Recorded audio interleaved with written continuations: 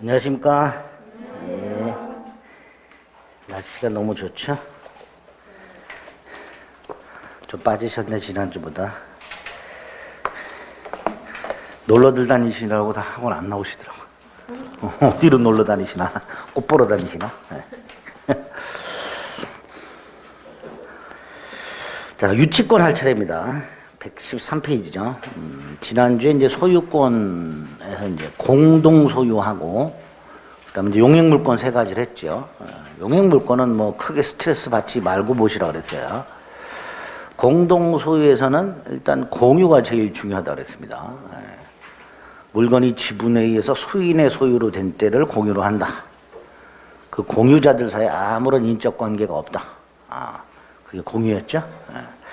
지분 처분의 자유와 공유물 분할의 자유가 있는 게 아주 특징이라고 그랬죠. 그 다음에 지분관에선 균등 추정. 지분은 공유물 전부의 효력이 미친다.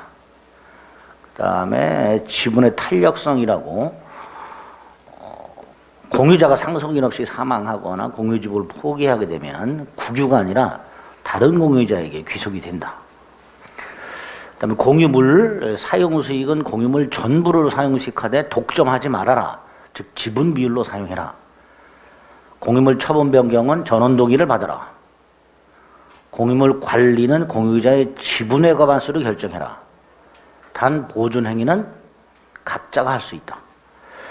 공유물에 관한 세금 등 부담도 지분 비율로 하되 공유자 중에서 그 뭐 1년 이상 그 부담 의무를 이행하지 않으면 다른 공유자가 상당한 가액으로 지분을 매수할 수 있다. 그랬습니다. 공유물 분할의 자유가 있다 그랬죠. 분할 금지 특약이라든가 법률 규정에 의하여 분할이 금지되는 경우를 제외하고는 언제든지 분할할 수 있다.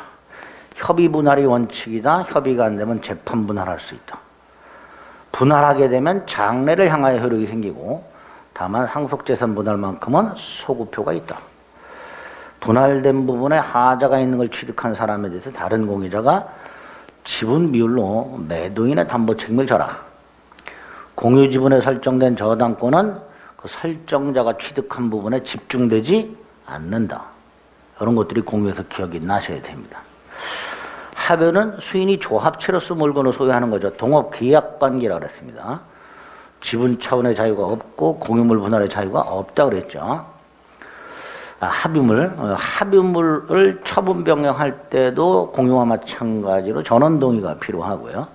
다만 보존은 각자가 할 수 있다. 지분은 처분하려면 전원 동의 받아라. 또 합의관계가 존속하는 동안에는 합의물을 분할할 수 없다. 다만 합의가 종료가 되면 분할할 수 있는데 이때 합의가 종료되는 사유 두 개, 조합체 해산과 합의물의 양도가 있었죠. 그리고 합의자가 사망하더라도 그 합의 지분은 상속되지 않는다. 잔존 합의자에게 귀속이 된다.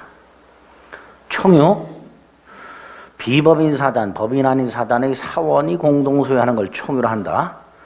지분이란 것 자체가 존재하지 않고 따라서 총유물 분할이라는 것도 없다. 총유물 관리 처분은 총회 결의를 거쳐라. 특히 보존 행위도 총회 결의를 거쳐라.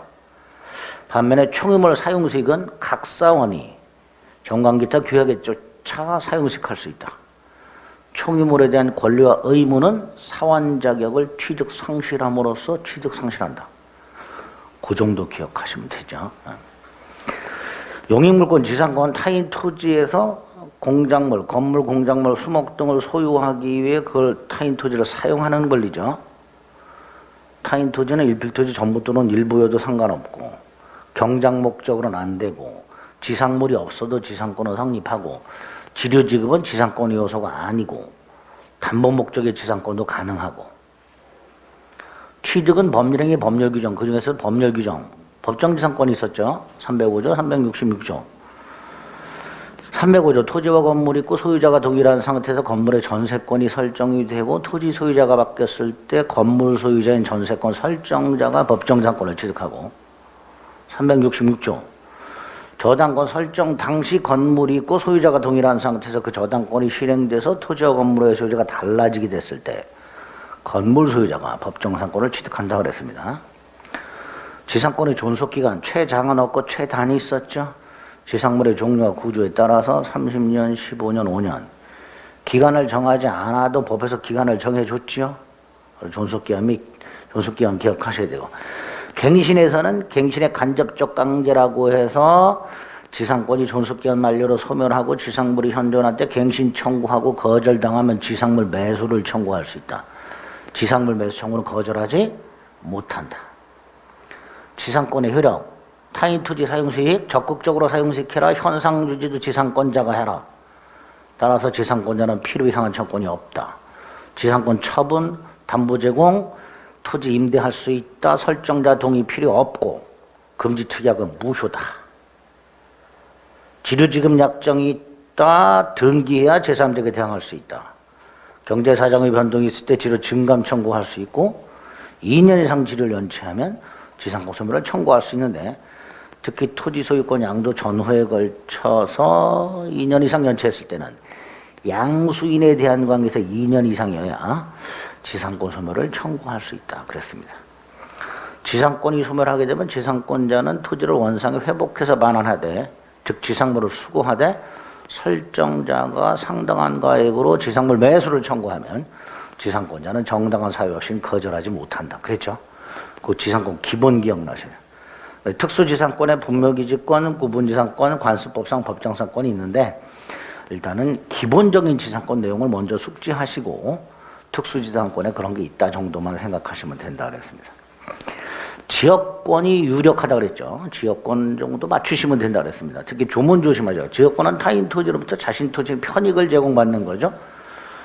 요역지와 승역지가 존재하고, 요역지는 일필토지 전부여야 되고 승역지는 일부여도 무방하고 반드시 인접할 필요가 없으며, 지역권자는 승역지를 배타적으로 점유하지 않는다. 그 다음에 중요한 게 있었죠. 292조와 293조, 5조 이렇게. 지역권의 수반성, 지역권은 요역지 소유권에 부종하여 이전하며 요역지 소유권 이외의 권리의 목적이 되고, 다만 다른 사자가 다른 약정할 수 있다. 이걸 지역권의 수반성 그랬습니다. 부종성, 지역권은 요역지와 분리하여 양도하거나 다른 권리의 목적으로 하지 못한다. 이건 강행 규정이었죠. 공유자 중 1인이 지역권을 취득하면 다른 공유자도 지역권을 취득하고, 다만 공유자 1인은 자신의 지분에 관해서 지역권을 소멸하게 하지 못한다. 지역권은 지료지급이라든가 존속기간이라든가 갱신과 관련된 규정이 없다. 취득 중에서는 통행지역권의 시효취득, 계속되고 표현된 지역권의 시효취득하게 되는데, 특히 통행지역권의 경우에 그 표현을 어떻게 한다 그랬죠? 통로를 개설해라. 그리고 승역지 소유자에게 보상하라. 이게 통행지역권의 시효취득이었습니다. 그 다음에 여기까지 특징이 있었죠? 효력이 300조 공작물 공동사용이 있었고, 298조 약정을 통해서 승역지 소유자가 적극적 의무를 부담하되, 299조 위기를 통해서 그 의무를 면할 수 있다.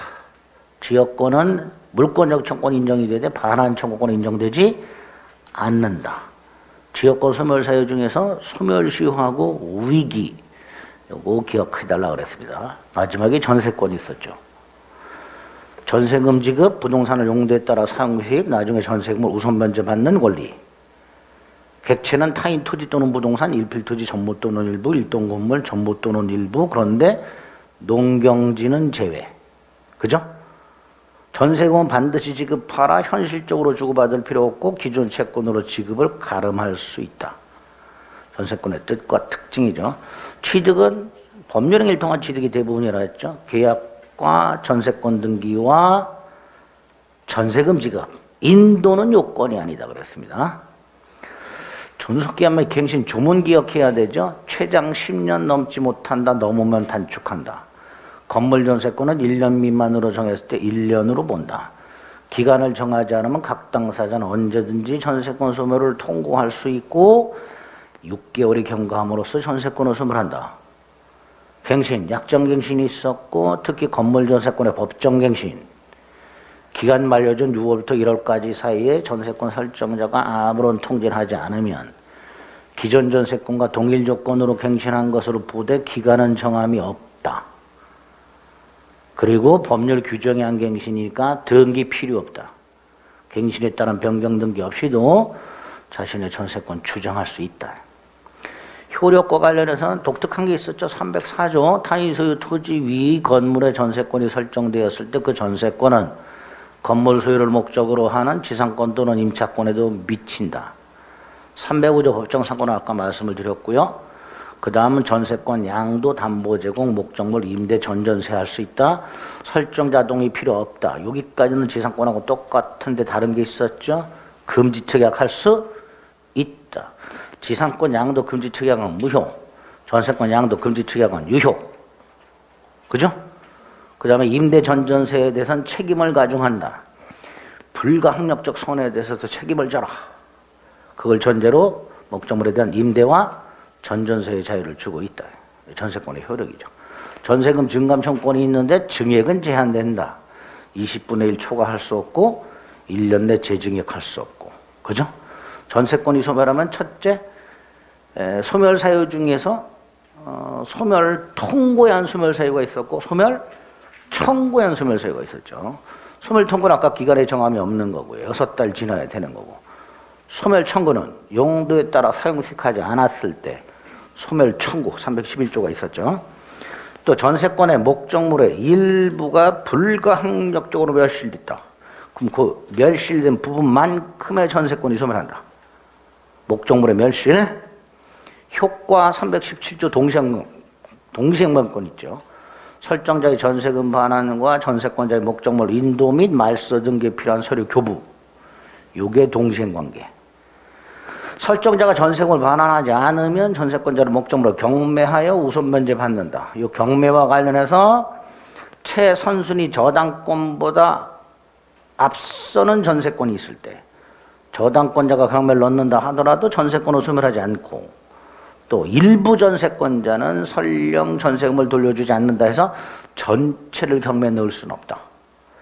마지막으로 전세권자도 목적물에 부착한 자신 소유 부속물을 수거해서 원상에 회복해서 반환해야 될 때 부속물 매수 청권이 두 개가 있었죠. 설정자의 부속물 매수 청구권과 전세권자의 부속물 매수 청권이 있었습니다. 여기서 전세권자의 부속물 매수 청구권은 제한이 있었죠. 두 개만 냈죠. 설정자 동의받아 부속한 거하고 설정자로부터 매수한 거하고 그것만 전세권자는 매수 청구할 수 있다고 그랬습니다. 그리고 마지막 전세권자도 필요이상한 청구는 없다. 뭐 이런 것들이 있어요. 이런 것들이 늘 말씀드리지만 세부적으로 생각이 안 나도 돼요. 그런 게 있었구나 정도를 자꾸 생각을 하셔야 됩니다. 머릿속으로. 누누이 말씀드리지만 이게 인터넷하고 스마트폰이 발달되다 보니까 머리를 안 써요, 사람들이. 생각을 안 해요. 생각할 필요가 없죠. 폰만 딱 열면 모르는 게 다 툭툭툭 튀어나오니까. 네이버 지식인에만 물어봐도, 그죠? 다 나와. 그러니까 뭐 위키백과인지 뭐 이상한 것도 있더라고. 사람들이 만들고. 다 나오니까 생각을 안 해. 그러니까 자꾸 생각을 하는 훈련을 계속해 주셔야 됩니다. 두 번째, 점수 안 나온다고 아직도 괴로워하시는 분들이 계시는데, 아니 이 정도 해놓고 점수가 나오길 바라면 그거 말이 안 되죠. 그죠?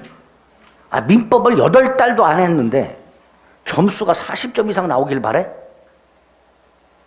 적어도 민법을 한 10번 이상은 봐. 10번.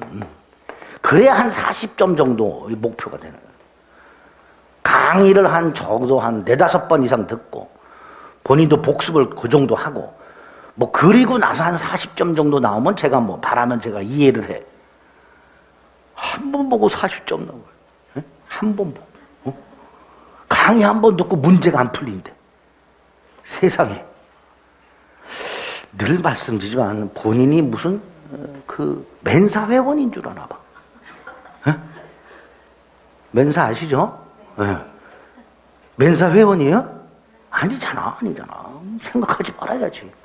그럼 너는 멘사 회원이냐? 가입은 안 했어도 저는 멘사 기준은 넘습니다. IQ가. 초등학교 때부터 IQ가 좋아요. 저는. 부럽죠? 뭐해 그러면 머리를 쓰는데 머리 좋은 거 아무것도 소용없어요. 고등학교 때 전교에서 제일 머리 좋은 애가 저희 반에 있었어요. 꼴찌. 반에서 맨날 50몇 등 했어요.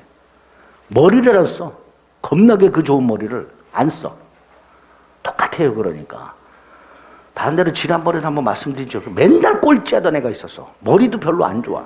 제가 맨날 수학 가르쳐줬어. 알았어. 그리고 못 풀어.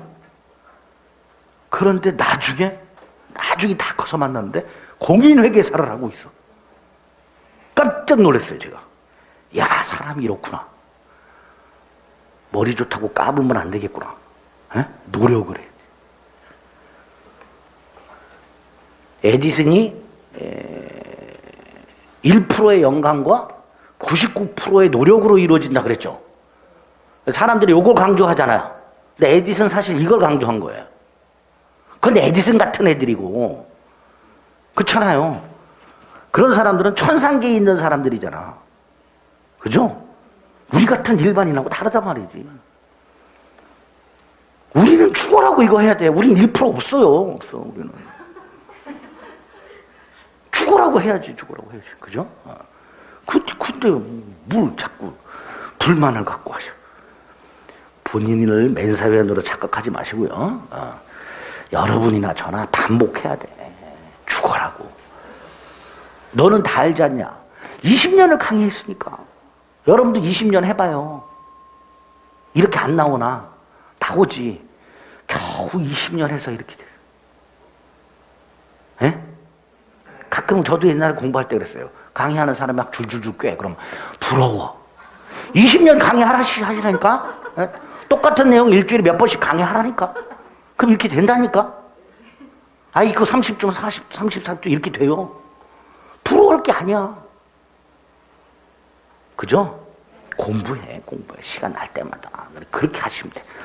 그래서 점수는 한 7, 8월 달 지나서 자꾸 강의 반복해서 듣고 보고 하셔야 돼. 아시겠죠? 네, 스트레스 받지 마세요. 그 스트레스 받는 분들 얼굴 보는 것도 스트레스야. 괴로워. 113페이지. 오늘부터는 칠판만 보고 강의할 거예요. 자, 유치권하고 저당권이라고 담보물권이 나왔습니다. 네, 두 개가 있죠. 이 시험범에. 네. 자, 두 개를 이제 담보물권이라고 하는데, 담보물권에서 담보의 뜻이 뭐라 그랬죠? 채권의 우선 변제 확보를 담보로 한다. 채권 우선 변제 확보. 채권자들은 평등하다고 그랬습니다. 의리가백에 1,000만 원 꽂았고 병이가백에 2,000만 원을 꽂았는데 변제기가 동일할 때 갑은 누구한테 먼저 갚아야 되느냐?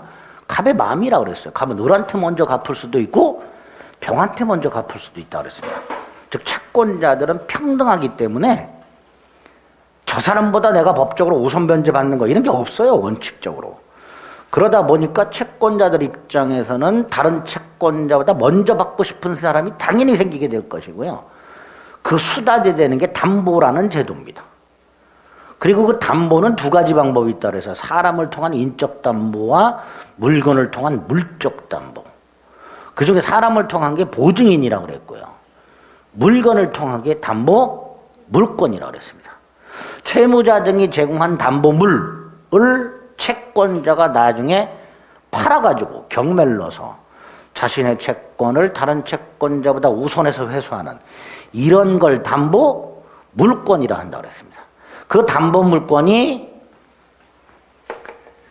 크게 두 종류가 있다. 민법에 있는 전형 담보 물권과 민법에 있는 전형 담보 물권과는 약간 뒤튼 변형, 변칙 담보라고 해서 비전형 담보 물권 두 종류가 있다. 이 전형 담보 물권은 좀 전에 말씀드린 대로 경매를 넣어가지고 우선 변제 받는 게 이게 전형 담보 물권이다. 반면에 비전형 담보 물권은 경매 같은 걸 하진 않고 아예 채권자가 그 물건의 소유권을 취득함으로써 자신의 채권을 회수하는 이런 걸 비전형 담보 물권이라 한다. 전형 담보 물권은 민법에, 비전형 담보 물권은 가등기 담보 등의 가람법률에 이렇게 나눠서 규율하고 있다. 거기까지 기억하시면 되고요.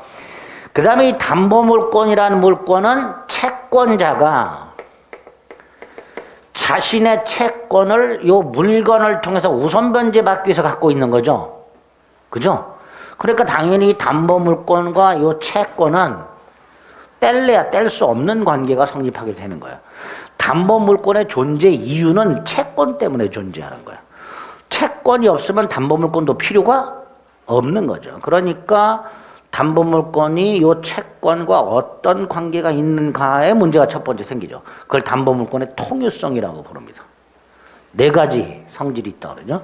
부종성, 수반성, 불가분성, 물상대의성. 자, 부종성은 채권이 소멸하면 담보물권도 소멸하는 성질. 그게 부종성이에요. 간단하게. 그런데 예외가 있더라. 나중에 가면 근저당권이라고 채권이 일시적으로 소멸하더라도 근저당권은 소멸하지 않는 부종성의 예외, 부종성의 완화. 이게 있을 수 있게 됩니다. 두 번째, 수반성은 채권자가 채권을 팔아먹을 수 있어요. 그래서 을이 채권을 갖고 있다가 이걸 팔아. 그러면 이 담보물권은 어떻게 되느냐? 같이 이전해. 채권이 이전하면 담보물권도 함께 이전하는 성질. 이걸 수반성. 이렇게 부른단 말이죠. 아, 그렇구나. 불가분성. 내가 채권을 다 받지 못하고 일부만 회수했어. 그럼 나머지를 회수하려면 목적물을 어떻게 되느냐? 전부 경매 넣어야죠. 즉, 채권이 일부만 남아있다 하더라도 담보물권이 그만큼 감축되질 않고 담보물권은 목적물 전체에 여전히 효력이 미치게 됩니다. 1억을 꽂았다 9천만 원 받았고 1,000만 원 남았다. 그 1,000만 원 회수하기 위해서 담보물 전체를 경매 넣을 수 있단 말이죠. 이런 걸 불가분성 이렇게 부른다. 마지막에 이제 물상대의성이라고 해요. 이 물상대의성이 제일 중요한 개념이죠. 갑소유 땅에 저당권을 갖고 있던 을, 갑에게 1억을 빌려줘서 채권을 갖고 있다. 갑이 돈을 갚지 못하면 저당권에 기초해서 땅을 경매에 넣어서 1억을 회수할 생각을 하고 있었다. 그런데 땅이 수용이 되어버렸다. 국가 소유가 돼버렸다. 그러면 당연히 저당권자는 더 이상 이 땅을 경매해서는 채권을 회수할 수가 없더란 말이야. 그럼 어디서 회수해야 되느냐? 갑이 받는 보상금으로부터 회수해야지.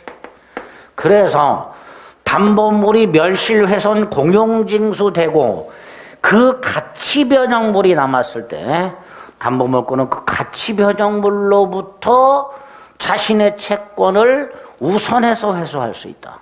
그런 성질을 뭐라 한다? 물상대위라 한다. 그런데 담보물권 중에서 유치권이라는 놈은 우선변제권이라는 게 없다. 처음부터. 따라서 가치변형물로부터 우선변제받는 성질, 물상대위성도 없다. 이렇게 되겠죠. 그죠? 이렇게 담보물권이 공통적으로 가지고 있는 성질 네 가지 정확하게 개념을 기억하고 계셔야 됩니다. 이게 뭐 다이렉트로 시험에 나오는 경우 뭐 아주 극히 드물어요. 이거 자체를. 물론 이제 물상대위만은 따로 저당권에서 물어보기도 합니다. 근데 담보물권 전체를 공부하기 위해서는 기본적으로 숙지하고 계셔야 될 성질들입니다. 자, 요 정도 담보물권의 기본을 생각하시고 하나하나 보면 되죠. 먼저 유치권. 보통 한 문제 나오던 게 최근에는 두 문제씩 따박따박 나오고 있습니다. 뭐 한 문제 나올 수도 있는데 최근에는 뭐 유치권이 왜 마지막 발악을 하는지 두 문제씩 내고 있어요. 자, 내용은 어렵지 않습니다. 먼저 유치라는 말이 무슨 뜻이라 그랬죠? 물건을 점유하면서 반환을 거절하는 것. 요걸 유치라 한다 그랬습니다. 물건을 점유하면서 반환을 거절하는 것. 그런데 남의 물건을 점유하면서 반환을 거절하고 있다. 왜? 돈 돌려받으려고. 돈 돌려받으려고. 채권을 회수하려고. 그러니까 야 내가 꿔준 돈 내가 받을 돈 내놔. 안 줘? 그럼 이거 못 줘. 이게 유치권이라는 뜻이에요. 그래서 유치권은 320조에서 뜻을 딱 정확하게 규정해놨습니다. 타인 물건 또는 유가증권을 점유하는 자가 그 물건 또는 유가증권에 관하여 생긴 채권을 변제받을 때까지 그 물건을 유치할 권리가 있다. 딱 이렇게 딱 정확하게 개념을 잡고 있습니다. 이게 유치권이죠. 맨 밑에 있죠, 뜻이? 예. 예를 통해서 생각하면 된다 그랬습니다. 갑으로부터 건물 공사를 도급받은 건축업자의 공사 대급을 받지 못하여 건물을 유치하고 있다. 전형적인 유치권이다. 공사 대급. 각과 을 사이 임대차 계약을 했다. 그런데 을이 주택에 하자가 생겼는데 갑이 고쳐주질 않는다. 그래서 을이 자기 돈으로 고쳤다. 필요비. 근데 갑이 비용을 안 돌려준다. 그럼 을은 비용 돌려줄 때까지 뭐 할 수 있다? 주택을 유치할 수 있다. 이런 게 유치권이다. 을이 목적물에 들인 비용 그런 거 돌려받을 때까지. 또 손해배상도 있을 수 있다. 갑의 말이 을의 농작물을 훼손시켰다. 그래서 을이 손해가 생겼다. 그런데 갑이 손해를 배상하지 않는다. 그러면 손해를 배상받을 때까지 말을 뭐 할 수 있다? 유치할 수 있다. 이런 것들이 다 유치권이다. 을의 입장에서 봤을 때 을이 아닌 갑소유 타인 물건을 점유하고 있고 그 물건에 관하여 생긴 채권이 있는데 그 채권이 변제기가 됐음에도 불구하고 갑이 주질 않는단 말이지. 그러니까 을은 받을 때까지 건물, 주택, 말 따위를 뭐 할 수 있다? 유치할 수 있다. 이게 유치권이 된다. 자, 그럼 이 유치권은 어떤 특징이 있을까? 다음 페이지 114페이지. 첫째, 객체가 뭐냐? 타인 물건 또는 유가증권이라고 그랬죠? 유가증권 생각하지 마시고 타인 물건만 생각해보자. 물건이니까 뭐예요? 부동산 또는 동산. 그죠? 두 번째, 갑과 을 사이에 담보권, 유치권 설정 계약을 통해서 유치권이 생기는 게 아니라 법에서 정한 일정한 요건을 갖추게 되면 당연히 취득하게 된다. 그걸 뭐라 하죠? 법정 담보물권. 당사자의 계약을 통해서는 유치권이 성립하지 않고 법률 규정에 의해서만 성립하게 됩니다. 유치권을 제외한 다른 권리들은 법률 행위, 즉 약정을 통해서 취득하거나 법률 규정을 통해서 취득하지만 유치권만은 법률 행위를 통해서 약정을 통해서는 취득할 수가 없고 법률 규정에 의해서만 취득하도록 하고 있습니다. 대표적인 법정 담보물권이죠. 두 번째, 이 법정자가 들어가는 것들은 대부분 강행 규정이에요. 법정 갱신, 법정 지상권 이런 것들. 그러면 법정 담보물권도 강행 규정이냐? 아니다. 유치권은 법정 담보물권이지만 당사자 갑과 을이 합의하여 유치권을 배제할 수 있다. 법정 담보물권이지만 유치권 배제 특약은 유효하다. 이런 것들이 유치권의 특징이 됩니다. 자, 유치권은 유치라는 말 속에 점유가 들어있으니까 을이 건물이나 주택이나 말을 점유하는 것은 유치권의 성립요건이면서 엔드 존속요건. 쉽게 생각해. 점유를 상실했다. 그럼 뭐가 상실된 거예요? 유치권 상실된 거죠.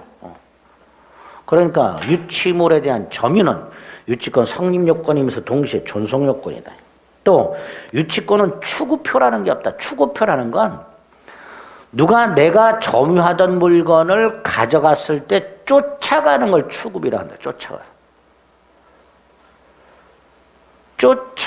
쫓아가서 물건 돌려달라. 이게 추구표 및 물권적 청권이 될 거예요. 그죠? 예를 들어 내 소유물을 누가 가져갔다. 당연히 가져간 사람한테 쫓아가서 내 물건 돌려달라. 이게 추구표고 물권적 청권이에요. 근데 유치권은 내가 유치하던 물건을 누가 가져갔다. 그럼 나는 유치물에 대한 점유를 상실했다. 즉 유치권이 소멸했다.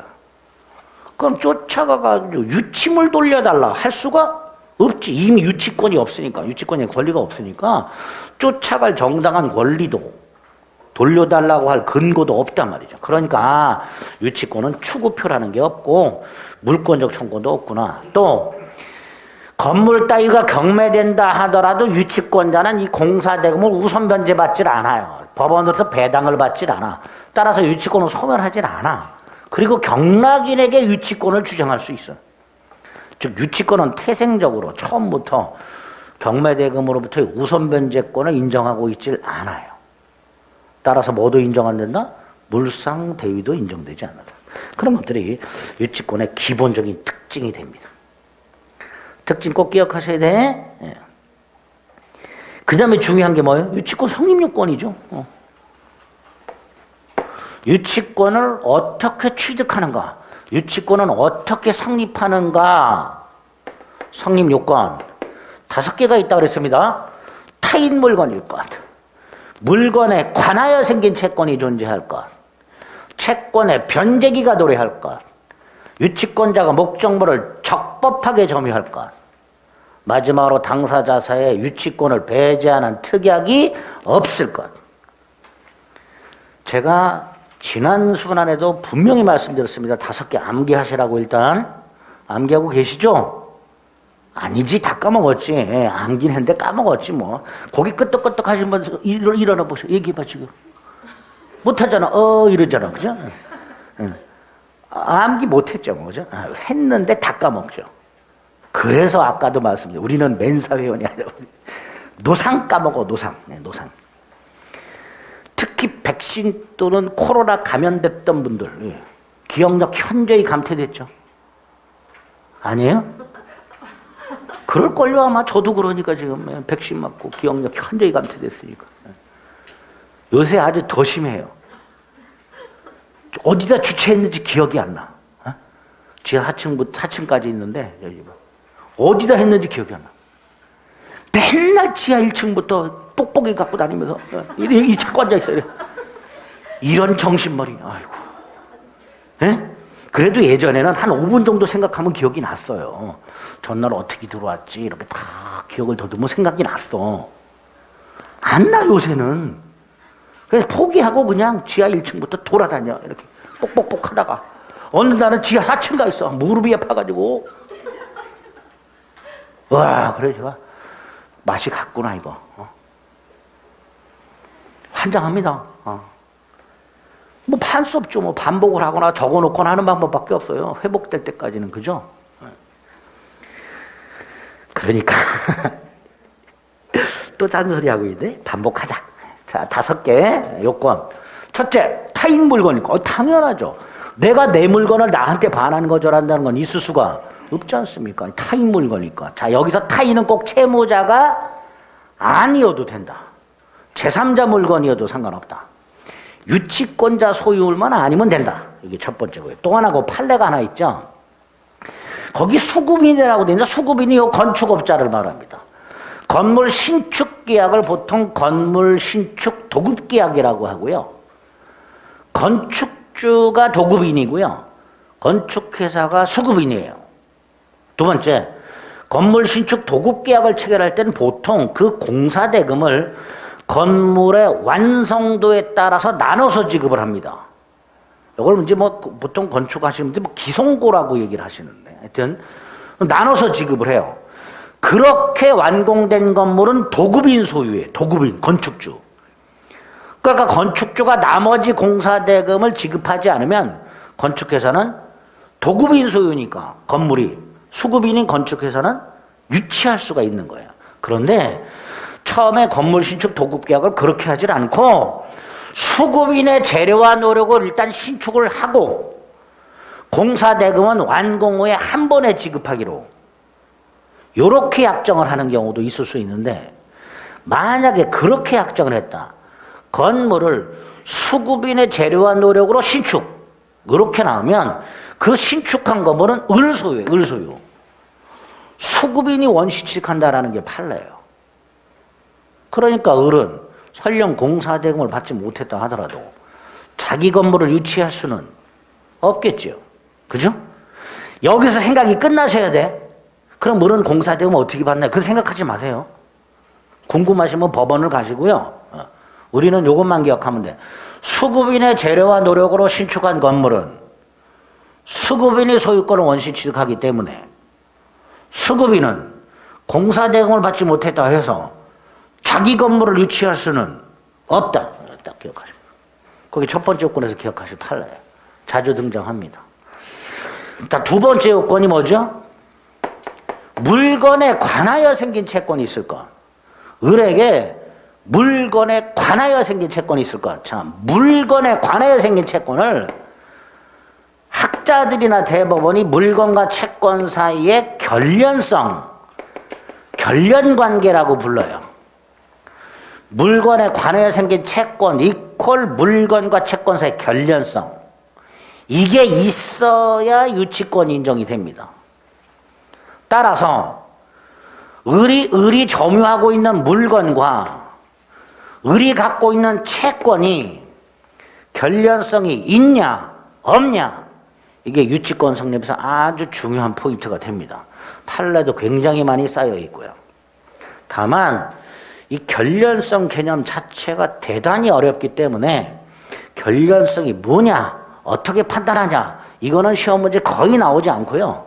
거의 결론만 물어봐요. 그러니까 우리도 결론만 기억하시면 돼. 결련성이 있는 것과 결련성이 없는 것, 요것만 구별하시면 돼요. 결련성이 없다면 유치권 인정된다 안 된다? 안 된다 그랬잖아요. 그죠? 그러니까 요거 결련성이 없는 거, 그거 기억합니다. 115페이지 보면 결련관계가 존재할 것이라고 해서 결련관계가 인정되는 것과 부정되는 게 있는데, 부정되는 것만 생각해보자. 거기에 보면 보증금이라고 돼 있죠. 임대인이 보증금을 돌려주지 않는다. 임차인이 목적물을 유치할 수 있느냐? 안 된다. 처음에 임대차 할 때 임대인이 시설해놓고 권리금을 받았다. 그걸 나중에 돌려주기로 했다. 근데 안 돌려준다. 그럼 임차인이 유치할 수 있냐? 안 된다. 보증금, 권리금, 이 두 개는 꼭 기억, 아주 잘 나옵니다. 그래서 문제 중에 보증금이나 권리금이라는 표현이 나오면 이건 안 된다, 이렇게 생각하시면 돼요. 그 다음에 부속물 매매대금이라고, 우리 부속물 매매계약 어디서 봤죠? 지난주 전세권에서 봤죠. 전세권자나 설정자가 부속물 매수 청구할 수 있었죠. 여기서 전세권자가 설정자에게 부속물 매수를 청구해서 사라. 그럼 설정자는 대금 줘야 되죠. 근데 설정자가 부속물 매매대금을 안 줘.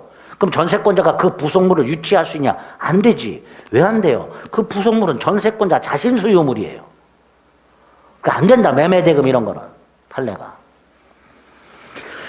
그 다음에 계약명의 신탁으로, 이건 이제 나중에 부동산 실거주자 명의등기에 관한 법률에서 볼 건데, 간단히 이렇게만 생각해 보세요. 갑이요, 을에게 돈을 주면서 병소유 아파트를 네 이름으로 사라.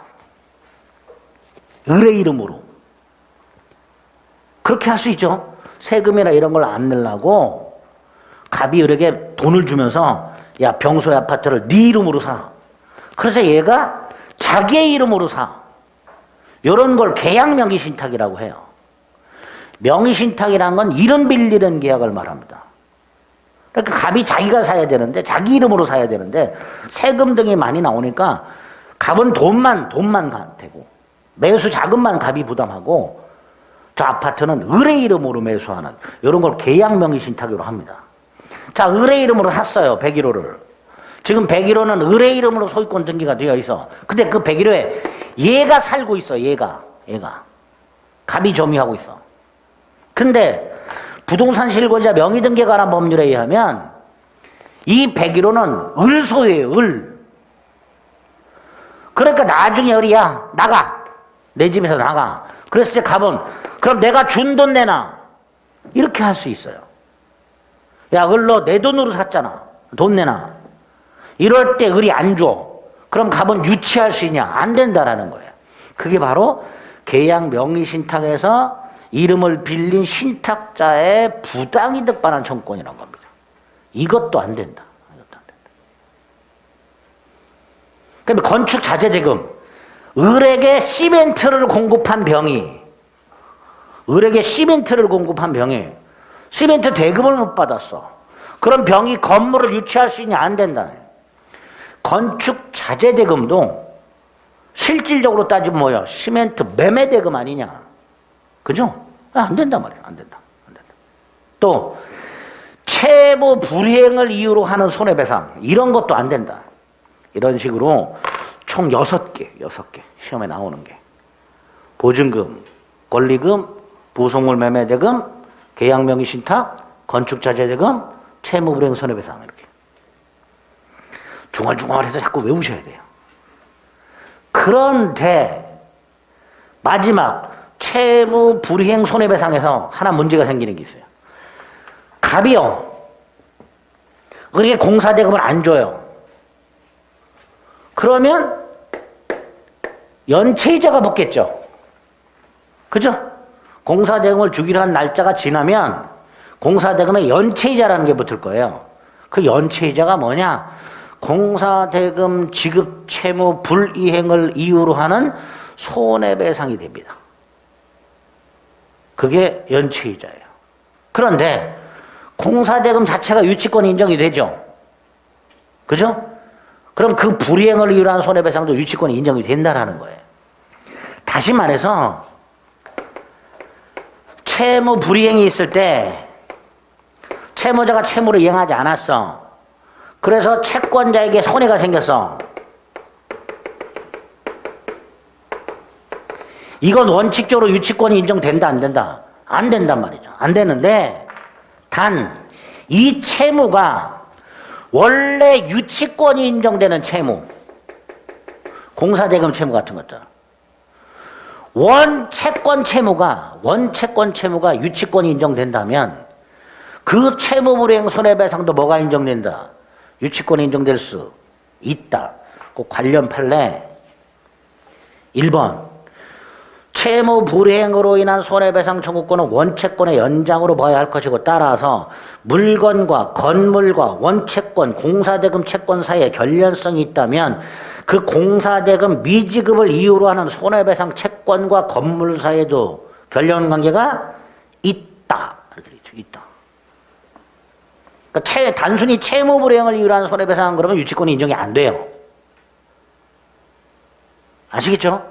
근데 유치권이 인정되는 결연관계가 인정되는 채무 불이행을 이유로 하는 손해배상은 유치권이 인정된다 이렇게 되죠. 그죠? 그거 하나 조심하시면 돼요. 자, 두 번째 물건과 채권 사이의 결연성은 필요합니다. 그런데 물건의 점유하고 채권과의 결연성은 필요 없다. 예를 들어서 자동차 수리를 맡겨요. 그럼 수리업자가 자동차를 점유하고 수리하겠죠. 그죠? 자동차 수리를 맡겼을 때 카센터에서는 자동차를 점유하고 수리할 거 아닙니까? 수리가 끝나야 채권이 생기죠. 그죠? 근데 수리비를 안 주면 유치할 수 있죠. 즉 물건을 먼저 점유하고 나서 나중에 채권이 생겼어. 유치권 인정될 수 있지. 반대로 건물 보세요. 공사가 끝났어요. 공사대금 채권이 생겼어요. 근데 공사대금을 안 줘요. 그래서 건축업자가 건물을 점유해버렸어요. 그럼 밑에 거는 채권이 먼저 생겼죠. 자, 이때도 유치권 인정된다 안 된다? 당연히 되겠죠. 그죠? 예? 먼저 점유하고 나서 채권이 생겼든 채권이 먼저 생기고 점유하든 유치권 인정된다. 그죠? 그런데 학자들 중에는 요 경우만 유치권 인정된다라는 사람들이 있어요. 요 경우만. 그리고 여기다가 이름을 붙여 어렵게 점유와 채권의 결연성 이렇게 말을 해요. 요 위에 거가 점유와 채권의 결연성이라고 부르는 거예요. 그런데 밑에도 유치권 인정되니까 점유와 채권의 결연성은 필요 없다. 표정이 어두워요. 이해가 잘 안 되시는 거예요, 지금. 유치권이 성립하려면 물건 자체와 채권의 결연성을 요구합니다. 그런데 그 물건의 점유와 채권의 결연성은 요구하지 않아요.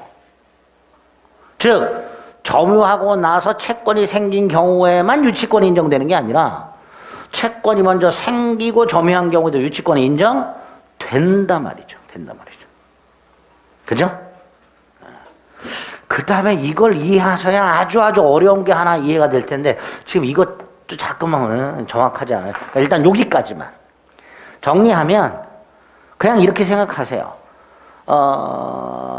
자동차 수리업자가 자동차를 먼저 점유하고 나중에 수리비 채권이 생겼다. 수리비 안 준다. 유치권 행사할 수 있다. 반대로 공사대금 채권이 먼저 생겼는데 공사대금을 안 준다. 그래서 그 후에 건물을 점유했다. 그때도 유치권 인정된다. 이렇게. 그게 판례 2번이죠.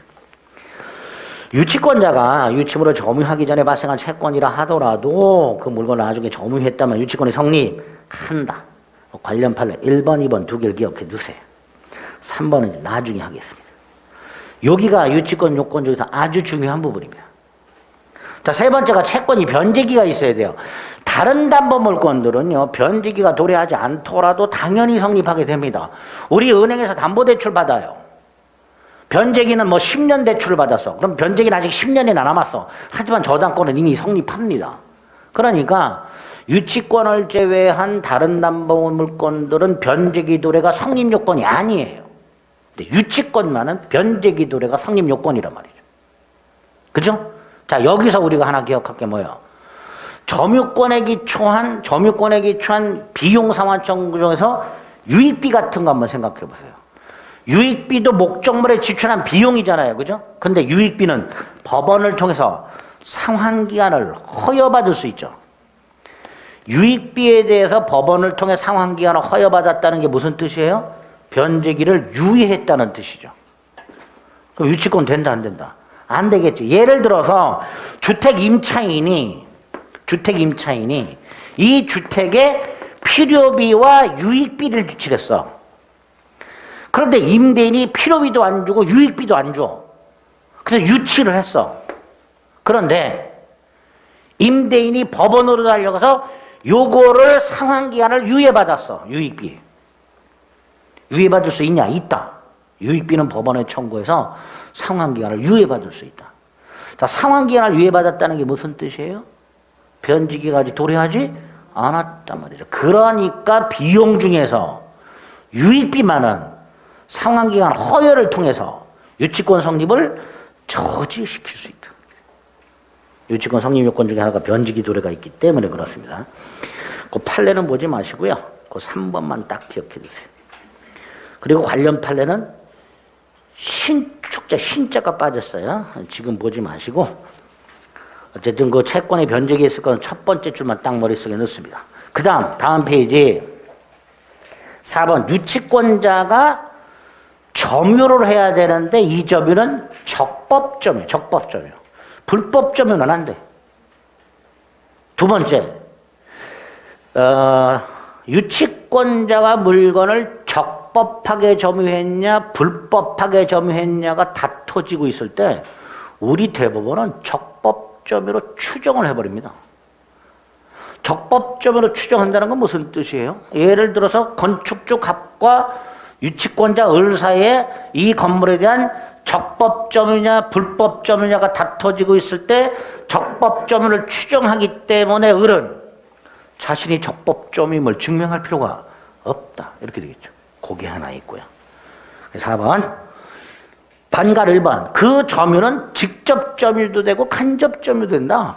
건물을 유치하고 있던 을이 용역업체와 계약을 맺고 용역업체로 하여금 직접 점유하게 하고 자신은 간접 점유. 이것도 유치권 인정된다. 유치권자의 점유는 직접 점유든 간접 점유든 상관없다. 그런데 직접 점유를 을이 갑과 별도의 약정을 통해서 채무자가 직접 점유. 이거는 안 된다. 유치권이란 건 채무자에게 반환을 거절함으로써 채무자에게 심리적으로 아유 빨리 돈을 갖고 건물을 찾아와야지 이렇게 심리적으로 강요하는 기능도 있다. 유치권은. 근데 어찌됐건 얘가 직접 점유하고 있다면 얘는 빨리 돈을 갚아야지라는 생각이 엷어질 거 아니냐. 그죠? 유치권의 기능이 제대로 발휘를 못한단 말이죠. 그러니까 채무자가 직접 점유하는 경우에는 유치권 성립 요건으로서의 점유에 해당하지 않는다. 이렇게 말을 하게 됩니다. 그게 반가로 1번이죠. 또 반가로 2번. 유치권이 성립하려면 적법 점유해야 된다고 그랬죠. 그런데 임대차가 끝났어요. 근데 을이 정당한 이유 없이 나가질 않아. 임대차가 끝났고 갑이 을에게 보증금도 돌려주고 비용도 돌려주고 그런데 안 나가. 그럼 을이 불법 점유죠. 그죠? 임대차가 종료됐음에도 불구하고 임차인이 정당한 이유 없이 반환하지 않고 있더라. 무단 불법 점유 상태가 됩니다. 그 무단 불법 점유 상태에서 비용을 지출했어. 얘가. 첫째, 비용 상환 청구할 수 있다 없다? 있지요. 두 무수히 말씀드렸습니다. 우리나라는요, 도둑놈이 도둑질한 물건에 지출한 비용도 상환 청구할 수 있다고. 여기까지 했죠? 그런데 그 비용 상환 청구에서 뭐는 주장 못한다? 유치권을 주장 못한다. 예? 그게 반가로 2번. 반가로 3번, 이제 불가분성에 관련된 거죠. 유치권도 담보물권이니까 불가분성이 있어요. 다세대주택이라고 되는데, 다세대주택은 집합 건물이죠. 그 다세대주택 창호공사 한 사람이 창호 공사 비용을 받지 못했는데 한 세대만을 점유했어. 그럼 요 유치권은 그 점유한 세대의 창호공사 비용만을 담보하느냐? 아니다. 전체 창호공사 비용을 담보한다. 전체 창호공사 비용을 담보한다. 마지막 요건이 뭐야? 유치권 포기 특약이 없을 것 그랬죠. 그죠? 자, 여기서 유치권 포기 특약이 된다는 거 잘 보세요. 아까 임차인이요, 목적물에 지출한 비용 상환 청구할 수 있고, 임대인이 비용을 상환하지 않으면 목적물 유치할 수 있다고 그랬죠. 그런데 각과 을 사이에 이 비용을 포기하기로 특약을 해. 자, 임차인의 비용 상환 청구권은 임의 규정이라고 그랬고 포기할 수 있다고 그랬어요. 그러면 을이 만약에 갑과 계약을 통해서 비용 상환 청구권을 포기했다면 뭐도 포기한 거다? 유치권도 포기한 거죠. 그죠? 원래 임차인은 목적물에 지출한 필요비 유익비에 대하여 목적물을 유치할 수 있는데 그 임차인이 비용 상환 청구를 포기했다면 뭐도 포기하게 된다? 유치권도 포기하게 된다. 비용 상환 청구 포기 특약이 유치권 포기 특약. 그런데 우리 대법원은 이 비용 상환 청구권 포기 특약에 해당되는 게 하나 있다. 뭐? 원상복구 특약. 임대인과 임차인이 임대차 계약을 하면서 보통 여러분들이 나중에 이제 공인중개사를 하시게 되면 매매계약서나 임대차 계약서에 대해서 뭐 국토교통부 장관이나 또는 공인중개사협회의 표준계약서를 보통 다운받아서 사용하시는 경우가 많아요. 근데 그걸 다운받으면요, 밑에 당구장 표시가 돼 있어요. 이렇게. 특약사항 촉촉촉촉 거기에 보면 임차인은 나중에 원상복구한다라는 게 문구로 박혀 있는 경우가 많아요. 결국 임대인과 임차인이 무슨 특약을 한 거예요? 임차인은 나중에 목적으로 원상에 복구하기 위한 특약을 한 거죠. 그 원상복구 특약을 우리 대법원이 비용 포기 특약으로 봅니다. 원상복구 특약을 뭐로 본다고요? 비용 포기 특약. 왜? 원래 원상복구 의무가 있어요. 임대차에서 임차인은. 원래 원상복구 의무가 있어요. 그런데 굳이 특약을 넣어놨어? 그럼 이건 다른 의미가 있는 거다. 특약이 없어도 원상복구 의무가 당연히 있어요. 임차인은. 근데 굳이 특약에 넣어놨다? 그럼 이건 뭐다? 비용 포기 특약이다. 그래서 임대인과 임차인 사이에 목적물 원상복구 특약이 있다면 임차인은 비용을 포기하는 특약을 한 것이고 따라서 뭐도 포기한 거다. 유치권도 포기한 거다. 그쵸?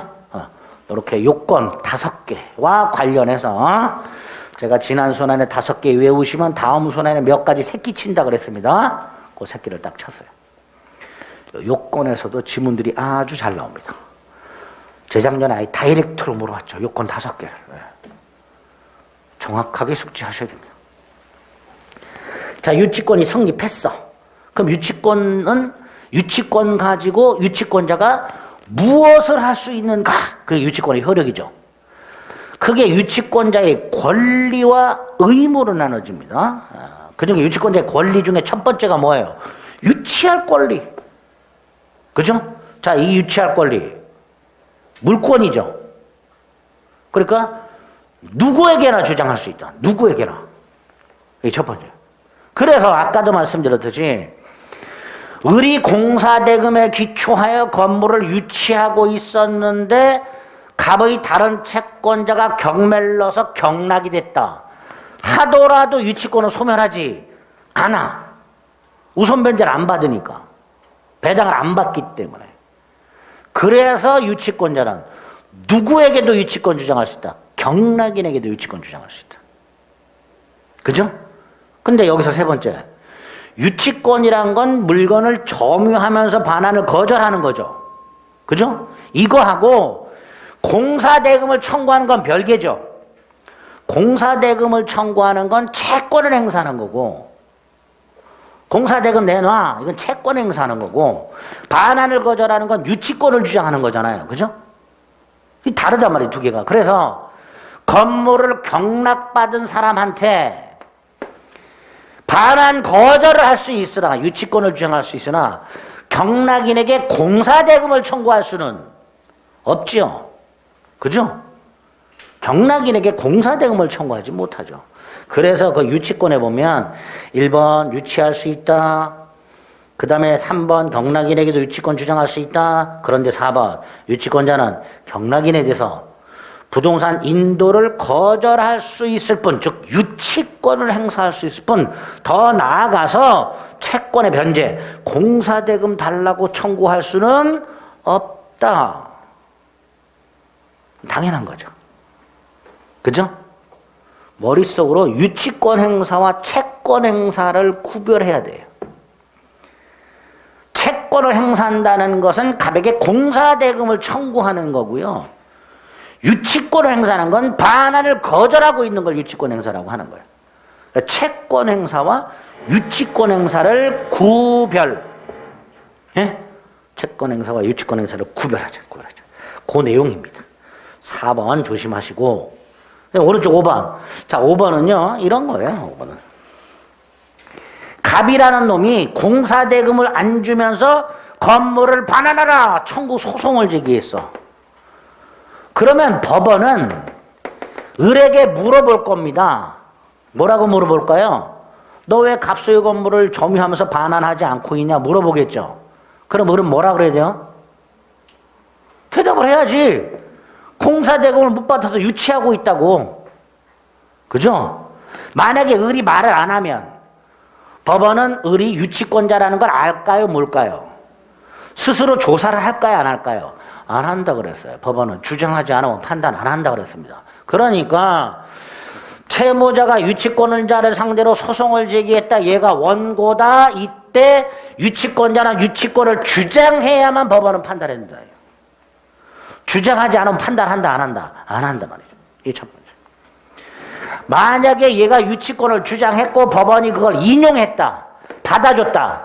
그럼 당연히 원고를 패소시켜야 되죠. 우리 법원은 원고를 패소시키질 않아요. 이렇게 판결합니다. 을 너는 갑으로부터 공사대금을 지급받는 것과 상환하여 건물을 반환하라. 이렇게 판결해 줍니다. 요거를 상환 이행 판결 원고 일부 승소 판결. 원고 패소 판결에 나오는 경우가 있어요. 아닙니다. 원고 일부 승소 판결이에요. 자, 유치권의 효력 중에서 유치권자가 할 수 있는 권리 첫 번째 거 유치권. 이게 가장 기본이고요. 그 유치권에서 체크하고 머릿속에 넣어둘 것들 확인했습니다. 이제 나머지 것들이 더 중요한데 좀 쉬었다 보겠습니다. 나머지.